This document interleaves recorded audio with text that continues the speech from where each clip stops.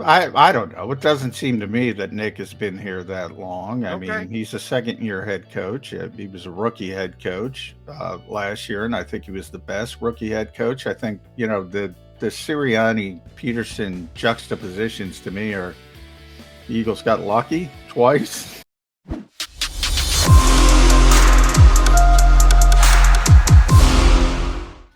Tis a Thursday edition of Birds 365 with your Mac guys, McDonald and McMullen, here with you as we continue to count down to the return of Dougie P Week here on Birds 365. Johnny Mac, busy Wednesday is what you called it before we parted yesterday.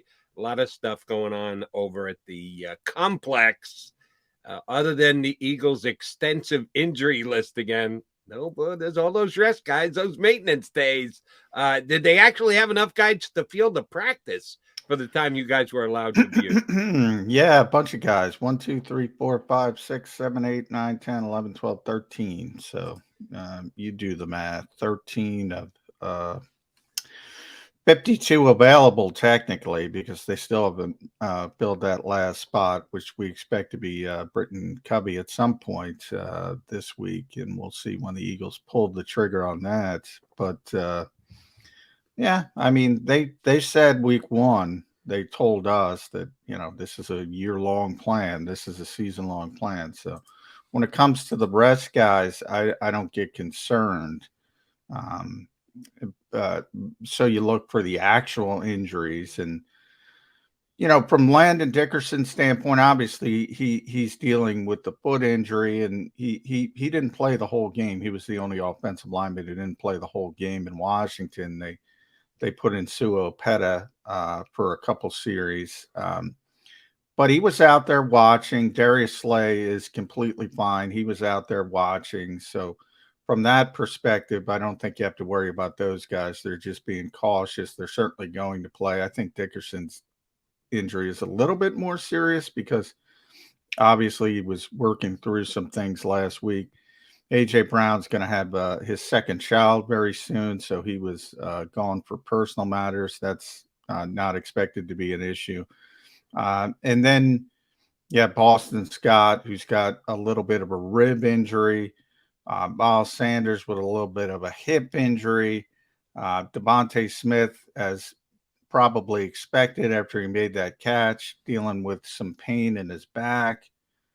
The only concern there would be Boston because he didn't practice. Miles and Devontae were out there at least in limited fashion. So on Wednesday, if you're out there limited, that's a good sign you're going to be available. So while it's long, it's very manageable. There's not a lot of serious concerns on there, so I wouldn't get too worked up about it.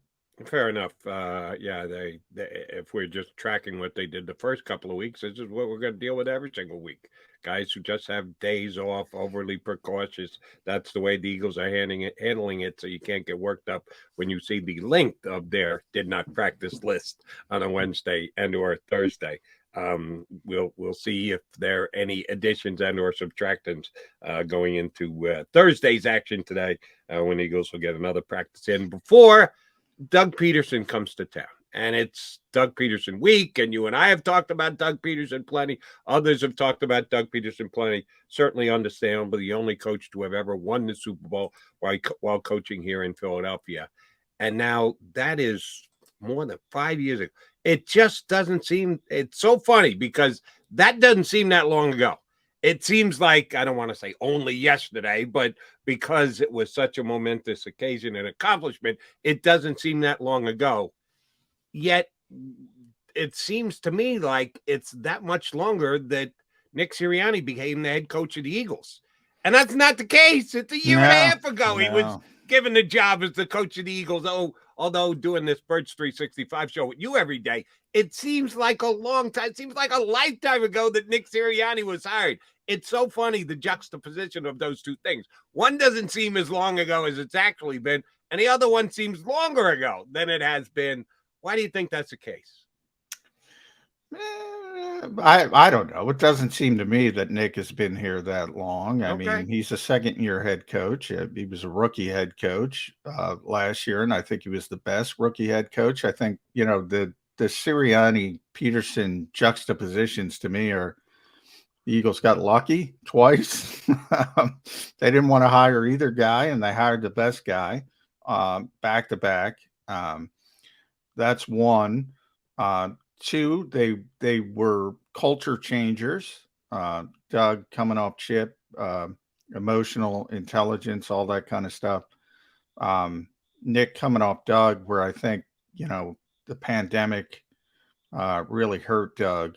I think I don't think he's a Zoom guy. I don't think he's a virtual guy. I think when he's teaching, he needs to be in front of people. I think that hurt him. Kind of more old school. A couple guys mentioned that yesterday. I was a little bit surprised. He comes from the Andy Reid tree, obviously, and we all know Andy and his work ethic, and he wants guys out there practicing. A bunch of guys mentioned, including Brandon Graham. A little surprised by that because Brandon really likes Doug. Talked about how Nick Sirianni and what we just mentioned with the injury report, the maintenance, and takes players' needs into kind of a new school approach. So that's a little bit different. And I think people liked it. We'll see how long that shelf life is. Everybody's got a shelf life, right? And then the quarterbacks, early in Doug Peterson's regime with a healthy Carson Wentz, they did a really good job developing Carson Wentz. I think people forget that, want to forget that for whatever reason because they don't like Carson. And he's doing the same thing with Trevor Lawrence. So it's not, you can see it's not by mistake. And then Nick Sirianni with Jalen Hurts. And, it's 3 games again. But he's played better than I ever expected. I'll freely admit that, and I think if most people are honest with themselves, people can say whatever they want. I always say you point out hypocrisy to a hypocrite, they don't care. So it's a waste of time. But anybody who's sitting there saying, "Oh, Jalen Hurts would be the best player in football," you're a liar. So he's doing a hell of a job. Developing this quarterback. And I think that's sort of something they have in common as well. And so those are the things I kind of look at. It does. You and I guess, we both have different jobs away from Birds 365. So you're there, you're immersed in it every single day. I'm judging it from a little further out, looking in. Yeah, it seems to me like Nick Sirianni has been here longer. You're there every single day, so maybe that changes your perspective on it. The fact that they landed Nick Sirianni, and I had no idea who Nick Sirianni was when he was hired. I was going, who? Nick Sirianni? Really? That's the guy they're hiring as head coach? But a guy who needs to get credit for it. Oh, by the way, this was part of our buddy Ruben Frank's stat package after the game. Did you know that with the win, as of right now, and we know this is a very fluid situation, Nick Sirianni is the winningest coach in the history of the Philadelphia Eagles? Yeah, I did know that. His winning percentage is better than any other coach. Yeah. Now we know it's a small sample size as compared to Neil and Reed and all the other Eagle coaches that came before him. But as of right now, he's the winningest coach in the history of the Philadelphia Eagles. Well, I think people just seems unbelievable. Yeah. Obviously, to use Andy as an example, when you're here for a long time, there's going to be ebbs and flows. So, and that's generally talent driven more than anything else. And football moves so fast from that cyclical standpoint. But yeah, when you only coach 17 games and then 3 games the next year, it's only 20 games. So you win 3 in a row. That's gonna spike you. You're a 500 coach essentially in year 1, a little bit over, and all of a sudden you win 3 in a row. And for Nick, it's really 2 and 5. So if you think about that low water point, and you finish 9 and 8. So and even though I know you don't like to count the last game, and but just Yeah, from that if perspective. you don't put that in, he's running away as the best percentage Yeah. coach in the history of the Philadelphia Well, if you Eagles. don't put that in, he's won 7 of 9 and he's won 3 straight. So he's won 10 of 12 when he's been trying to win. Yeah, it's been pretty impressive run from that standpoint. It is. And let us not forget, and it's not something that we haven't talked about before here on Birds 365. John was all over it. The Eagles didn't want to hire Nick Sirianni, or at least No. Howie Roseman didn't. Howie Roseman wanted to hire Josh McDaniels. Well, let me correct that real quick. Okay, It's yeah, not give us more context. It's not that he didn't want to hire Nick Sirianni. It's not that it was. In fact, Nick Sirianni wasn't even on the radar when he recommended they hire Josh McDaniels. And I think that's where Jeffrey Lurie. So it's not like it was Josh McDaniels or Nick Sirianni. It was never that. It was they got through the first grouping, and Howie said recommended Josh McDaniels. And this is where and that's where all the Jonathan Gannon stuff started, by the way. Jonathan is very close to Josh, and vice versa. That weird John Carroll pipeline. Jonathan didn't go there, but he's with all the Cleveland people, and he's sort of in that grouping. So they've been very close for a long time. And kind of when Josh was going to get a head coaching job, you can't say that necessarily with Indy, but he was going to say, was Gannon good enough to be considered? Yeah, I don't know. I don't know at that point, because remember, he had barely been a position coach, so maybe he would have just hired him to be a position coach, passing game quarterback, something of that nature. But either way, they're very close, and that's why all that started. And I think Jeffrey Lurie very astutely said, I don't care what these guys tell me today, they're not going to get along long term. I think he very astutely said, two big personalities, two big, guys who want control and this and that. And I think Barry said, you know what? We're not going to go in this direction. We're going to keep interviewing people till we find somebody we like. And I think they both like Nick Sirianni.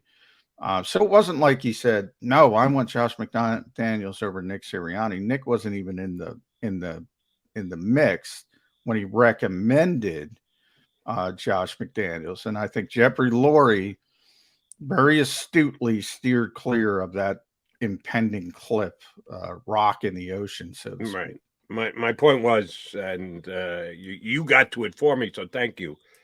If Howie Roseman had his way, they would have hired Josh McDaniels.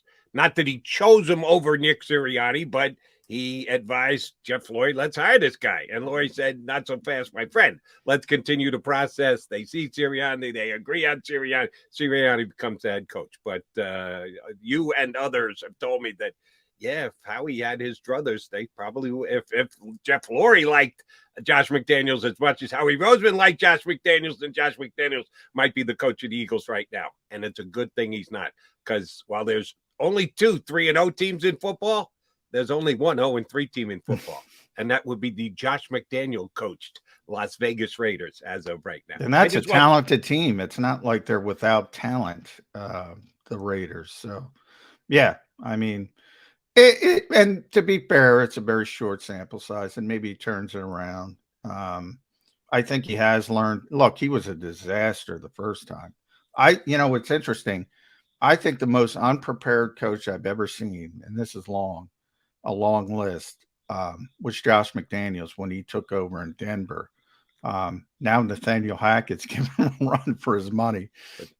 Nathaniel Hackett, by the way, 2-1. Yeah, but he just makes bad decisions.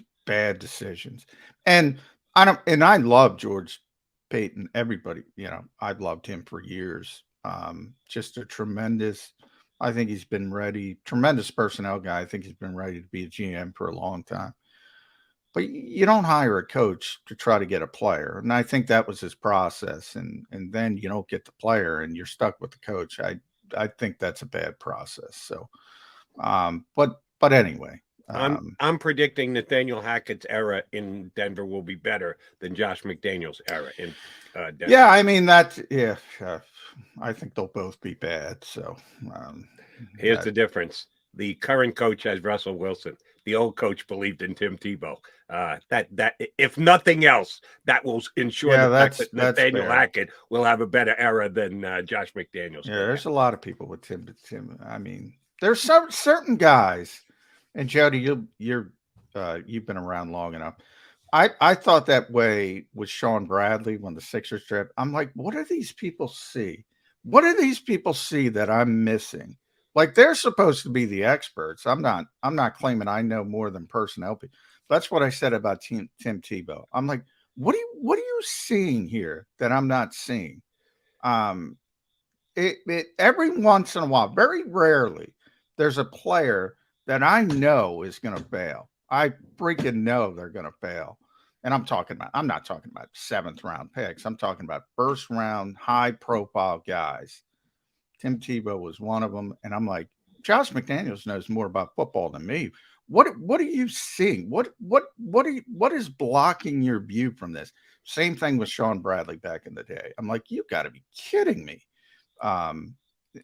Very rarely, but every once in a while. And my buddy Sonny Hill gets mad at me every time I mention the fact that he told me Sean Bradley will revolutionize the game of basketball. What?